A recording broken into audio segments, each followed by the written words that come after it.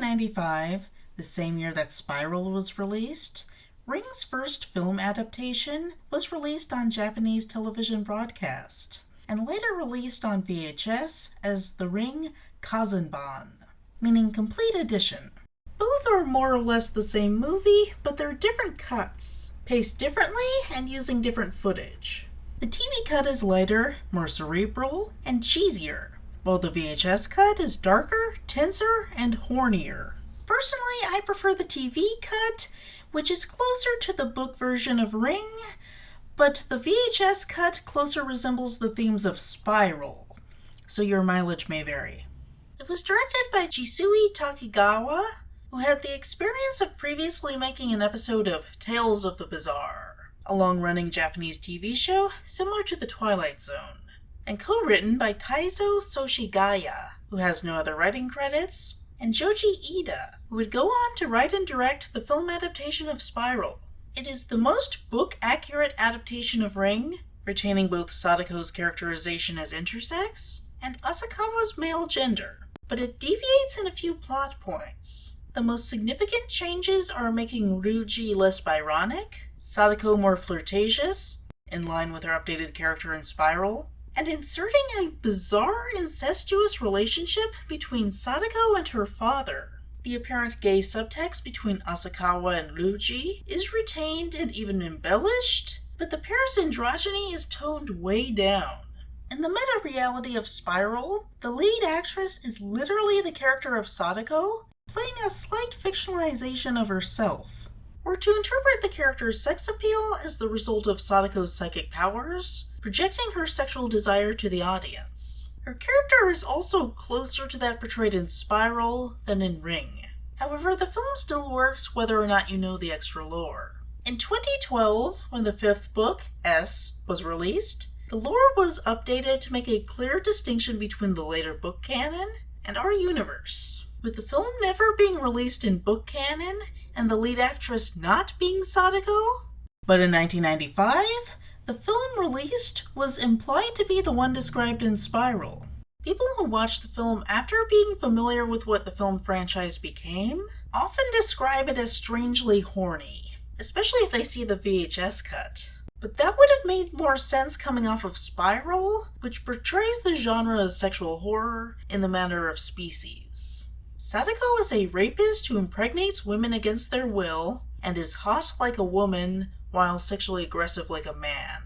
You're supposed to be both turned on and uncomfortable by it, which is something that the later films lost in portraying Sadako as a generic undead type, crawling out of a TV to get you. The film starts as the book does, with a teen girl, Tomoko, being stopped by Sadako when her 7 days are up. She just wants to get through her homework, but must pay the piper. While the book puts you in her head and frames her as an empathized subject, the film has a male gaze thing going on, portraying her as sexy in a way I don't totally like. There may be an element of inappropriate sexual objectification of a minor. Often when teen girls are portrayed as sexy, there's another team viewing them as sexy, who is framed as an empathized subject, so the viewer at least appreciates them from a distance. But this objectifies a teen girl for the viewer. At the exact same time that Tomoko dies, a male teen on a bike dies, colliding with a taxi containing our hero, Kazuyuki Asakawa.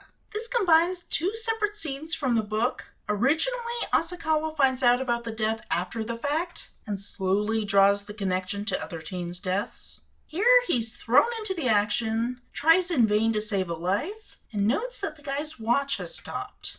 Like in the book, Asakawa has a strained relationship with his wife, Shizu, but not necessarily because he maintains a traditionally masculine standoffishness. I get the impression that the filmmakers understood the gay subtext between him and Ryuji, and embellished that further. Is he a stoic man absorbed in his work, or is he just not that into women? The film introduces Ryuji Takayama early on as someone that Asakawa stuck his neck out for at cost to his own career, when Takayama was being investigated for murder. Takayama is no longer the obnoxiously mean-spirited nihilist who pretends to be a rapist for clout and randomly has an interest in the paranormal. Now he's a dependable, friendly intellectual with psychic powers, in parallel to Sadako. He had a wife and a vision of her death just as she died, which made people suspicious that he killed her. But Asakawa believed in his powers and innocence. By removing the feigned rape plotline, both Takayama and Asakawa are made much more likable. Making Takayama have powers himself makes some of the plot threads go smoother, and he's often presented as a psychic in later adaptations as well. The backstory between them is used in the plot like the hook of a love story, like they used to have a relationship, broke up, and now have an opportunity to get back together through the course of the film. Sound too far-fetched? In the big-budget Ring adaptation in 1998, Asakawa is adapted as a woman, and this basic plotline is made into a literal heterosexual romance, following the same beats. It seems to me that the later overt hetero-romance story of the 1998 Ring adaptation is based on a subtextual gay romance story in the 1995 adaptation. In the book, the protagonist is almost exclusively referred to by his family name, Asakawa, while the deuteragonist is almost exclusively referred to by his personal name, Ruji. However, the film refers to Takayama primarily by his family name Takayama, and as such, I'll differentiate between Ruji of the book and Takayama of the film by referring to the film character as Takayama.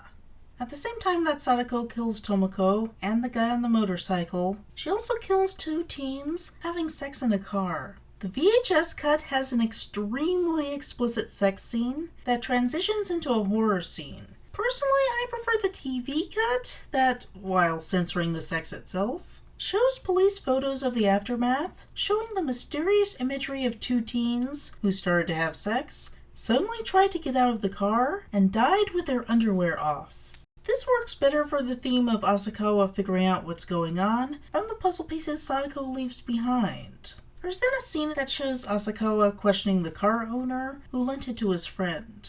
I like that it shows him learning new things and putting the pieces together. Asakawa tracks the dead teens' movements to a resort that they stayed at a week before their simultaneous deaths. He rents the cabin they stayed at, B4, which is beside a stone shrine that I think is supposed to represent the statue of the mystic. That was a completely different location in the book. From the cabin, he calls Shizu to tell her that he'll be late getting home, and she questions if he's really working. That might be a joke about thinking that he's out at a strip club, but it also could be about her being suspicious that he's cheating on her. In another scene, she gets concerned that he might be interacting with Takayama again. It seems to me to be a nod to the idea that he could be cheating on her with a guy. Again. I really like the spooky fog outside the window. There's some great atmosphere in this scene. The setting has some great, cozy cottagecore vibes, creating a contrast with the scary part. From studying a book where guests write down notes, he figures out that the teens watched a spooky videotape, tracks down the tape, and watches it. We then get the most book-accurate cursed tape out of any of the adaptations, with one major exception. There's no ring shot. The book describes a shot of the round moon that can later be determined to be Sadako looking up through the well at the moon, seeing it in the shape of a ring. However, the filmmakers apparently didn't understand that, just put in a shot of the moon, and later depicted the well as a rectangle, as Japanese wells usually are. What did they think the title referred to? Apparently, the phone ringing and the circle of victims. Those are some of the meanings Suzuki intended, but it's strange to think that the director cared more about the phone than the well.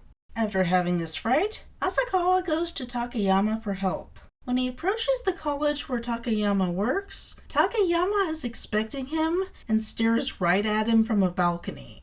It was previously implied that his powers were connected to his wife, that he saw her death because of his love for her, and now he's apparently connected to Asakawa. Just saying.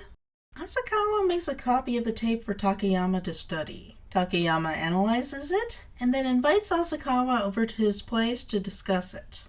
Like in the book, Mai is there to give the impression that Takayama is the kind of guy who sleeps with his students, which makes him look very masculine. Unlike the book, we do not get a reveal that he never had sex and was super feminine, but Mai does reveal that he never had sex with her, so it ultimately just makes Takayama look like a butch gay guy. While Takayama puzzles with the tape, Asakawa tries to make his remaining time with Shizu count by buying her a bunch of things, only for her to reveal that she watched his copy of the tape and is also doomed to die. Unlike the book, she is pregnant and there is no infant daughter Yoko to also watch the tape. Possibly because working with an infant actor would be too hard in the limited budget, but at the same time, it does make Asakawa more traditionally masculine because he's a man fighting to protect his wife instead of a husband assuming a more wifely role in trying to protect a young child. Now extra motivated, Asakawa works with Takayama to uncover the mystery. Takayama makes a connection to Shizuko and then to Sadako.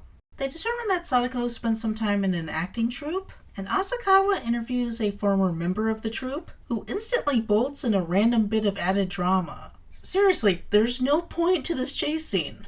Once cornered, he shares a wild story.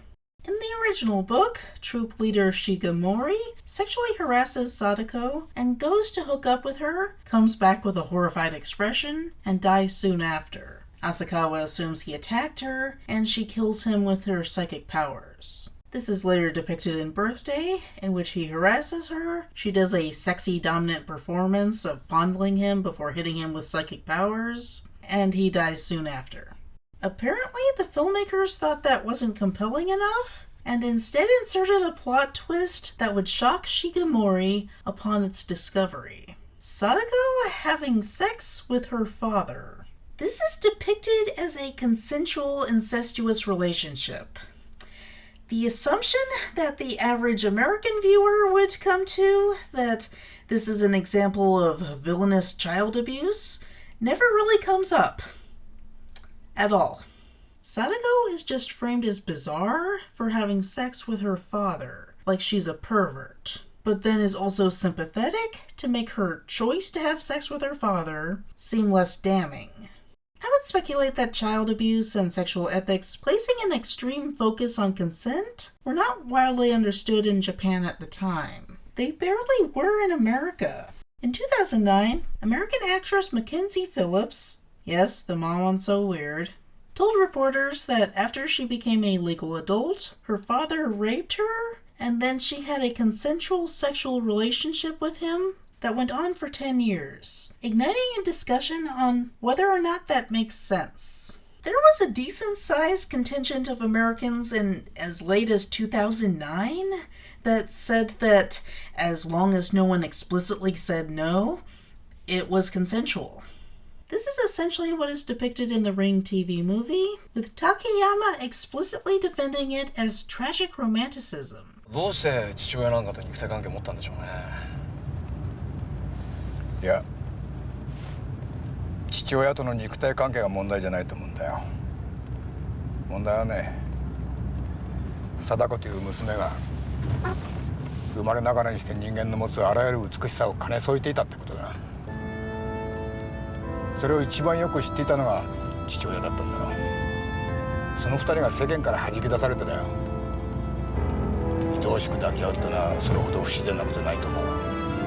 Phillips later said she was wrong, that she couldn't consent to a relationship with her father and just couldn't see it at the time. And I think America has generally moved on from the apathetic civil rights standpoint to recognize it as a form of abuse.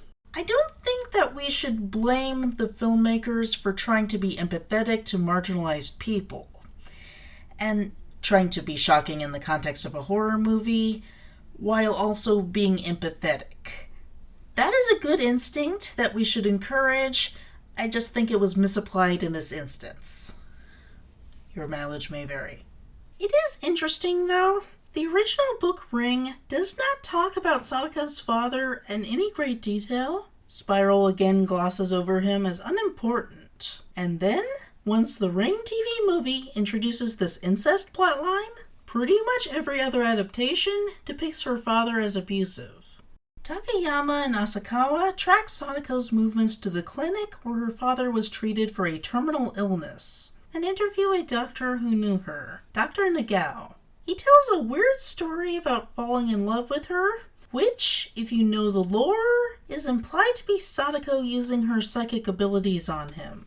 Dr. Nagao and Sadako frolicked through the woods until they came upon a rectangular well. Then he was overcome by lust and raped her. In the process, he learned that she has internal testes, and he describes her as having a testicular feminization, an outdated label for androgen insensitivity syndrome. In the present, Asakawa is thrown, while Takayama takes it in stride. However, in the flashback, Sadako starts acting all smug, like she succeeded in tricking Dr. Nagao into finding her hot before revealing an intrinsically ugly trait.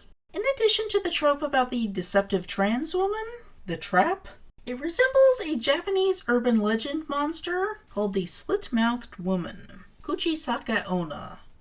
口先女はどこでしたっけ？岐阜だって言うけど A woman wearing a face mask, or other mask, who asks people if they think that she's pretty, kirei. If they say yes, she pulls off the mask to reveal ugly joker scars, cuts running from the corners of her mouth up her face, as a pun on kiri, to cut. She asks again. Any answer results in her giving them their own joker scars. You want to know how I got these scars? Well, I spent time in Japan.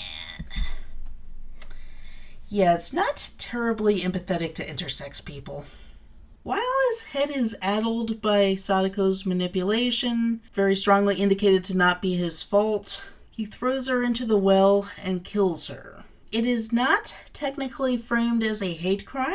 It is distinct from a similar plotline that absolutely is a hate crime in Hermaphrodita, another intersex film that I'll review down the line. No, Dr. Nagao is just a rapist covering up his misdeeds while unable to think clearly due to psychic manipulation. However, it is similar enough that it reminds a lot of queer people of trans panic. Asakawa and Takayama travel to the well, which is directly underneath the cabin where the videotape was found, and go looking for Sadako's bones. In the book, this was where there was the most androgyny in these characters, but that's absent here. Asakawa has a vision of rescuing a hot, naked Sadako, just as he finds her skull. Now see, that's the kind of uncomfortable sexuality that the film should have. Skip the incest, pile on the sexy skeletons. They bring her bones to Sadako's only living relative for him to lay her properly to rest. All seems to be well, and Asakawa makes plans to celebrate with Takayama while he dances with Mai to make it clear that they're hetero, no homo. Before the polykill can get their happy ending, Sadako shows up to kill Takayama because he never made a copy of the tape. He puts the pieces together that the curse is her child, which doesn't make as much sense without the kami of smallpox element. I can understand why they cut it out to streamline the plot, but it makes the most sense to do what later adaptations did, and just say that the curse is her doing and not her child. Sadako walks around in the buff and faces directly through Mai, which might be an allusion to Sadako raping Mai in Spiral. Presumably, this is when she impregnates any women watching who are ovulating. This series is weird. Now, you might note that Sadako does not crawl out of a TV. She just apparates in. That is the most iconic image of the character, but it's not from the book. It's from the 1998 movie. The movies, building on each other, established this whole idea about Sadako living in a well-based pocket dimension, with TV screens as portals in and out, but none of that is in the original book. Accordingly, the 1995 movie depicts her as simply a horny ghost girl who phases in and out of reality. People who watch it after already being fans of the main films often find it lacking. Unlike the book, Sadako seems willing to forgive Takayama for not making a copy when not knowing that he needs to, So she tells him outright that the only way not to die is to curse somebody else. The implication would be that she wants him to curse Mai. However, Takayama is honorable and refuses, allowing Sadako to kill him in a heroic sacrifice. When Asakawa arrives, Sadako likewise tells him what he needs to know. Unlike Takayama, he sacrifices the world to save his wife and unborn daughter. He has a terrifying vision of the pandemic that he's releasing upon the world, referring to the ring of victims. And the film ends on this foreboding note. The original Ring movie is a comfy, low-budget 90s film, more evocative of Goosebumps-style horror than its big-budget counterpart, and comes off as rather charming in its simplicity. Most people would never bother reading the book and just watch the movies, with this one as a deep cut for fans of the 1998 film, so it offers a view of the book plot that most people will never get to see through other means. The gender-bending themes of the original book are reduced to Sadako being intersex, with Asakawa and Takayama's androgyny removed, but kind of playing up their gay subtext as traditionally masculine men. Asakawa no longer takes the wifely role of trying to save his spouse and child, because his family is translated into only having a pregnant wife, and it's traditionally masculine for a man to protect his wife. Takayama doesn't have his androgynous personality or micropenis, which would make him technically intersex, and even his Byronic outlandishness is toned way down to only making a few off-color jokes when he first learns about the curse. So he doesn't dominate Asakawa and remind us of a butch twink dynamic, or semauke. However, there's a thematic undercurrent that might suggest the two have a romance, which, in future film adaptations, is translated into making Asakawa a woman, and the relationship explicitly romantic. Even as the film gives everybody hetero love interests, I think it's reasonable to characterize it as subtextually gay and overtly intersex. There are so few intersex films out there that anything that doesn't outright demonize its subject is valuable. Ring is flawed in its weird incest plotline, but it provides desperately needed representation without an explicitly intersex villain. However, in the shift to spiral sexual themes, and perhaps more marketability, with an allusion to the popular Japanese figure of the slit-mouthed woman, the depiction of Sadako as an intersex person becomes messier than in the book. It ends up more about shocking the viewer with her intersex nature, fetishizing her, and making her a trap figure, punishing men who would be into her with the revelation of not being dyadic, itself tinged with sexual dominance. Though Dr. Nagao doesn't kill her because of it, the two events are so close together that it makes sense that viewers might read it that way, and that's a shame.